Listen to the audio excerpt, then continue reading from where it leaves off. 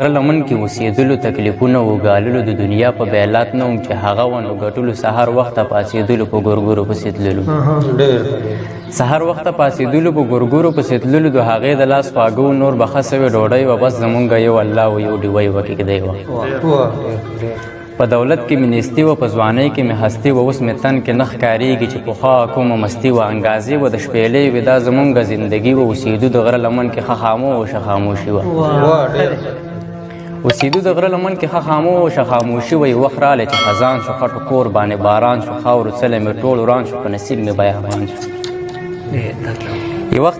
رالی چې خزان شو خټو کور باندې باران شو خاورو څلی مې ټول وران شو په نصیب مې بیابان شو زه د کلي مسافر شوم سپېرې شونډې سر ببر شوم د قسمته در په در شوم د دیدن تږی نهر شوم چې د کلي راوتلم مړ په هغه مازدیګر شوم زه د کلي مسافر شوم سپېرې شونډې سر ببر شوم د قسمته در په در شوم د دیدن تږی نهر شوم چې د کلي راوتلم مړ په هغه مازدیګر شوم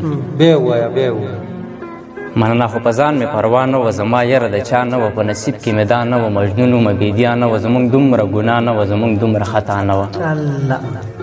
چې هغه به را په زړه شولو یا ځمکه به وړه شوه ما ویل چې نن به مرمه د ژوند تمه به پوره شوه په خوبو کې به راتلله خو له ما نه به خفه شوه چې هغه به را په زړه شولو یا ځمکه به وړه شوه ما ویل چې نن به مرمه د ژوند تمه به پوره شوه په خوبو کې به راتلله خو له ما نه به خفه شوه یو وخت رالی چې وزګار شوم محبت په رنځ بیمار شوم کلي تک ته په تلوار شوم بس شروع مې په سینګار شوم د خزان نه بیا بهار شوم خپل سفر ته ښه تیار شوم یو وخت رالی چې وزګار شوم محبت په رنځ بیمار شوم کلي تک ته په تلوار شوم بس شروع مې په سینګار شوم د خزان نه بیا بهار شوم خپل سفر ته ښه تیار شوم لنډه دا کلي ته راغلم خپل خاموش غلي ته راغلم چې کتل مې څه ښه نه وو هېڅ پخوا په شانتې نه وو اکیږدۍ و باد شلولې له خپل ځای یې خوځولې امنګې د خټو ماتو باران هم و توفان زیات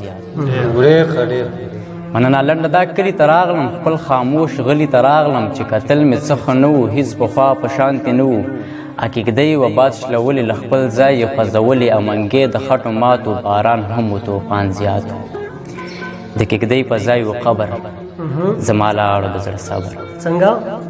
د کېږدۍ په ځای و قبر زما لاړو د زړه صبر پوهه شوی خبر د چا و نور د چا خو د لیلا و دا زما الیاس کیسه وه یا خوږه یا به ترخه وه یا خوږه